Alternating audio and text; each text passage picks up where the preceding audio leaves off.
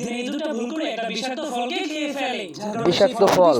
তার শরীরে ছড়িয়ে যেতে শুরু করে। এজন্য এই দুটো সেকেন্ডের মধ্যেই মরে গিয়ে তার শরীর থেকে সবুজ রঙের ভাইরাস বের হতে শুরু করে দেয়। কিন্তু এই ভয়ঙ্কর ঘটনাটা কোনো মানুষই দেখতে পারেনি, যার কারণে সময়ের সাথে সাথে সেই ভয়ঙ্কর ভাইরাস সিজনের পুরো শরীরটাকেই খেয়ে ফেলে। এরপর সেই ভাইরাস ধীরে ধীরে রাস্তার ফাটলের মাধ্যমে সব জায়গায় ছড়িয়ে যেতে শুরু করে, যার ফলে সেই পুরো রাস্তাটা সবুজে পরিণত হয়ে যায়। পুরো রাস্তাটা একবার ভাইরাসে।